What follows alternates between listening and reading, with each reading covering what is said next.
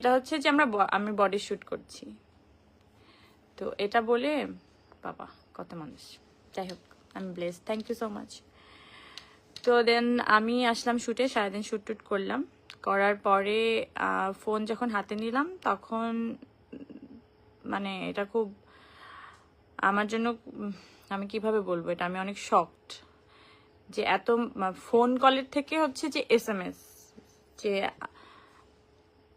আপনি ভাবেন আপনি মরে গেছেন, ধরেন আপনারা কেউ বললো যে আপনার এক আত্মীয় মারা গেছে, তো আপনি সেই আত্মীয়কেই ফোন করে জিজ্ঞেস করছেন আপনি কি বেঁচে আছেন, আপনি মারা গেছেন, কখন মারা গেছেন। তো এরকম একটা ব্যাপার। তো কোনো একটা পোস্টে বা সামহাউ এটা রিউমার, যে কোনো ওয়েতেই সেটা হচ্ছে যে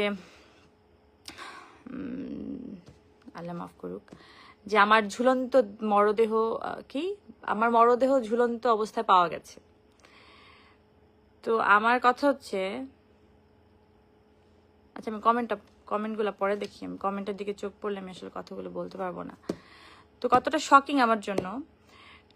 দেখেন, মৃত্যু তো আসলে কেউ মানে কোনো মানুষের হাতে নেই, এটা তো আপনি জানেন না যে কখন আপনি চলে যাবেন। আর এই মুহূর্তে আমি চলে যেতে পারি কথা বলতে বলতে আপনাদের সাথে।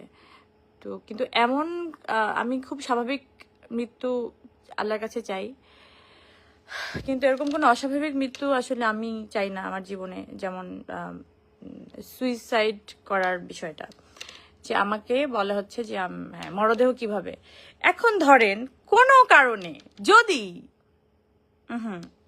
কোনো কারণে সত্যি সত্যি যদি আমার মরদেহটা, আজ থেকে 4 বছর আগে আমি এই কথাটাই বলছিলাম, যে আমাকে যদি কোনোভাবে কেউ খুন করা হয়, ভাববেন যে মানে আমি যদি মরে যাই, ভাববেন যে এটা স্বাভাবিক মৃত্যু না, আমাকে কেউ মেরে ফেলেছে। সো আজকেও আমি সেম কথাটাই বলবো। এই যে ঝুলন্ত মরদেহটা উদ্ধার করলো অনেকেই আমার, তারপর মৃত মানুষ লাইভে এসে কথা বলতেছে আপনাদের সাথে। দেখেন, মানুষ একটা হয়তো কোনো একটা কার্যের জন্য, আবার ওই 4 বছর আগে যেটা হয়েছিল যে কোনো একটা ফোকাস সরানোর জন্য পরিমণিকেই মানুষ বেছে নেয়। আলুর দাম কেন বাড়লো, পরিমণির নামে নিউজ করে দাও।